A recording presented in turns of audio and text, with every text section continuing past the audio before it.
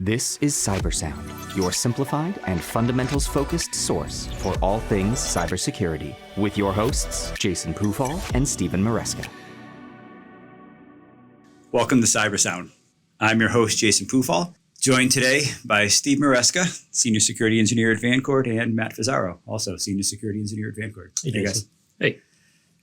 So we chatted a bit about this, but we're going to cover the idea of AI in security products. And I think I want to harken back a little bit to episode 7, where we talked about security products and silver bullets versus snake oil, right? The sort of the efficacy of security products. Are they what most clients need? Are there better things that people can do as a precursor to some of this complexity? AI has really leapt onto the scene as a little bit what feels like a silver bullet, right? This idea that you're going to have automation or some intelligence within your products solve a lot of problems for you. So I think I'm going to throw out to both of you. Describe, if you could, a little bit what AI is, and then maybe as we kind of go through it, like, do we actually need it? Is it a marketing term? Is it legitimate? Let's start diving into that. So I guess let's maybe tackle the what is AI. That's a tough one, right? or what it isn't for that matter. Yeah. So I mean, it's kind of an evolving term all the time, right? I mean, really, what people think AI is anything that kind of makes a decision on its own, right, without you interacting with it, and that's not really how it gets developed today, at least, right? Those are the expectations, but not the reality. Right. I mean, I think that it's marketed as something that makes better decisions than people can, or an efficiency aid that makes decisions on your behalf. That's not necessarily the case, is it? I mean, right. At the end of the day, these are tools that really are intended to make challenging problems simpler. And whether that's actually the case is, frankly, an open question, in my opinion. AI, as it's marketed anyway, is supposed to identify things that are hiding. Machine learning, it's a related term, but they might be used interchangeably. These are facilities and security products that are meant to reveal the mysterious or deceptive. Right. And a lot of it too is there's fire hose of data coming in. It's supposed to help you with that. Be your augmentation that can take these huge amounts of data and discern something from it, make some type of decision. Right. So how does it work though? Is it like, is it Skynet? Does it know a little bit about everything, or is it actually learning anything as it gets data and starts making decisions? Ultimately, what we see in actual products doesn't remotely resemble what people think of AI from the Hollywood notion. Right. And that's very important to know. I don't know. I mean, that's a cool notion though. Well, I mean, it sounds great, makes for good movies, but the reality isn't quite the case. It's not very smart. If anything, AI is pretty stupid, and you want it to be stupid. It's really a very special purpose tool, systematizing decisions, bubbling up anomalies, helping identify things that are hidden. Ultimately, AI works in application by analyzing a baseline, learning what's normal, and then in some fashion reporting on deviations from that baseline, and in some cases making decisions based around that. So, I mean, that feels more like you threw around the term machine learning before. Like, that just seems like a more appropriate way to describe it, right? Like, getting data, understanding what that baseline is, and then, to your point, kind of alerting you when it sees something anomalous. And honestly, that's a more modern term. AI, in terms of actual use, has a long history. One of the examples I like to cite is a logistics aid back in the Gulf War. We're talking early 90s. AI was used out of the really early research prototypes from MIT to help supply chain on the battlefield. And it's a challenging problem when you're moving goods. You have interruptions, you have supply shortages, you have stuff being attacked. And in order to make that time from delivery to actual use shorter, these were specialized systems developed to find bottlenecks. Applied today, what that actually means is, finding unique pieces of information that are highly, highly sensitive markers of attack. that may not be obvious in an environment that's very noisy. I think Matt and I were talking earlier about the main challenge in security is that we're dealing with the realm of the unknown, and all products prior really deal with the known bad. AI, machine learning, their goal is to find things that deviate from the norm within your environment, but aren't necessarily standout malicious. Right. Yeah, So, you're dealing with security, which is like Steve said, a huge topic, huge problem space. Things are constantly changing, but you're trying to apply a very complex system to that. It's a recipe for disaster, really. so then, is it really just a good marketing term? Because what you've described, I feel like, are things that tools have done for a long time, right? Sort of collect a baseline, especially those that have really explicit purposes. Alert you on those things that are sort of known malicious. Maybe pull out or extract some of those things that deviate a little bit from that. But those still require a human being to evaluate and sort of go down that call it incident response path, right? Yep. To determine. Yeah, I think that it ended up being an overpromise. I don't think that people building these systems ever really intended it for it to be interpreted as the silver bullet that is just going to learn your environment, go off, and everything it says is going to be true from now on. I think when people were building these things, they pretty much expected them to be another data point that security engineers can use. Right. It's a decision that they may not have come to. Here's some more data. Go make a smart decision. And marketing kind of picked that up and said, oh, something's making a decision for you. This must be AI. Got to be AI. Right. All of the related technologies require shepherding by people. And that might be the engineering department. That might be the development team behind it in order to tune it appropriately. I think you said that a second ago. Yep. They don't work in isolation. The decisions made and the anomalies identified in one environment might be entirely benign in another.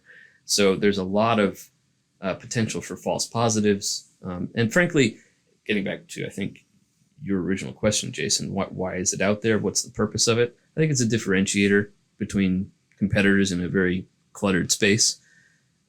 It's useful, right? It's just a way of adding robust behavioral analysis capabilities to platforms that might otherwise just know about the known bad. So I guess one of the questions that I have then is going back to that idea of snake oil, for example. Does it give people maybe an overdeveloped sense of being secure if you're calling things AI, if you're saying it has an artificial intelligence to it? There's a lot of folks out there who have limited budgets, probably need to make some spend on technology if they buy something with the idea that it's just going to solve their problem, somehow knowingly solve their problems. Is the industry doing itself some harm by labeling things as AI, do you think? I'd say probably the answer is yes. Yeah, you're like I said before, you're overpromising what that system can do. I can see why it was marketed that way. It's a major pain point for a lot of organizations to be able to make decisions on huge data sets. So that was a way for them to say, hey, we can solve that pain point.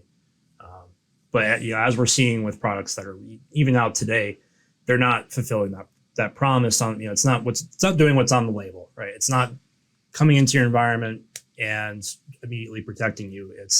I still need a team of people reading this stuff, tuning it, actually discerning if what the results are usable. And that's not to say that AI, machine learning capable tools can't be used successfully. Yeah, it's absolutely. just that they require that effort Right. investment.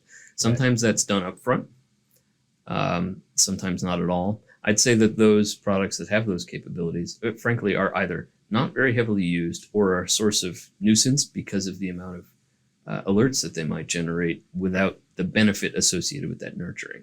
It sounds strange saying something like nurturing in a context for computer security, but it's the absolute truth when we're talking about these technologies. Silicon Valley had, I'm not going to describe the particulars, but there was an image recognition algorithm in that popular series. And, computers don't really know what they're looking at.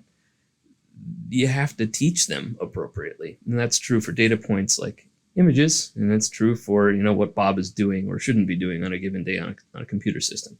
Yeah, and so one thing a lot of people don't know about a lot of these products is they won't even license it to you if you're under a certain amount of people, because they need bigger data sets to even train these. So the trainable systems need more data to even be effective, right? I know in our organization back in the day, we had gone down the path of seeing if one of these were viable, and they just told us, you're too small. Our systems just won't work. And that's not exactly on the front page of the website, right? They want to lure you in with the AI and machine learning marketing terms, but then you get there to actually use it, and they say, "Well, wait a second, we need more data, we need more input, we need more feeding of this system." So, yeah, one of the things that comes to mind is I've sort of always said the term, technology rich and people poor, Yep. and that really seems apropos here, where you can buy a lot of technology, but if you still don't have people to interpret some of the output, you get limited results, right? Limited successful results. And so, in spite of this being intelligent, it sounds less so as the more and more we talk about it, right? It really just sort of taking data and then trying to make some decisions based on that. And I'll bring it even further back. These are tools. They're arrows in a quiver. Yet you still need all of the foundational elements to help protect an organization appropriately. You need attention paid to alerts. You need controls that back up your anomaly detection. If they're not there to begin with, the rarefied heights of behavioral analysis and similar that you get from machine learning and AI are meaningless. So, returning again, as we tend to the fundamentals, that's where focus is required. That's where organizations should spend their initial effort. And if you're considering new products based upon, marketing around AI or machine learning, it's probably not worth being on the comparison sheet unless you've done all of that, pre-work. Yeah, I would agree with that. So I think maybe to wrap it up, there's a couple of things that come to mind. I think one definitely is, if there are security vendors out there who are listening to this saying, hey, AI really does solve problems that you guys aren't addressing, right? Or you're being unfair to the space. We're happy to have a conversation to explore that, right? So feel free to reach out to us at Vancord Security on Twitter or Vancord on LinkedIn, whatever. We could be maybe being a little bit more naked here, possibly. And it's worth tempering before we do close. We have experience with these technologies. Sure. Matt's worked with expert systems. Right. I've worked with image recognition technology. They're tiny examples of some of the related material. We believe in the utility of expanded data sets. It just needs to be applied appropriately. Yeah, and there's a lot more other industry use going on now. There's millions of dollars being put into by private equity at this point to enhance AI systems to further these things along for things like wider supply chains, maybe not so specific as the example you brought up, Steve, but I think in a few more years, we'll probably get somewhere where this stuff will be useful. So neither of you feel strongly, though, that we're on the edge of Skynet and a legitimate takeover by the machines, it sounds like to me. No, generally speaking, I wouldn't say so. No. And any of the tools that act on your own, frankly, have many fuses and circuit breakers in place to prevent something from going wrong. So we can still unplug them? I think so. That'll work? For now. All right. So on that note, I appreciate you guys joining, chatting a little bit about this. This is a big space, honestly. And I think in 15 minutes, you can do a little bit of high level, but I think there's probably a lot to cover here if people are interested in it. So feel free to reach out to us. We're happy to chat more. Steve and Matt, thanks for joining as always. Of course. And hope people got value out of this. Thanks. Stay vigilant. Stay resilient. This has been Cyber Sound.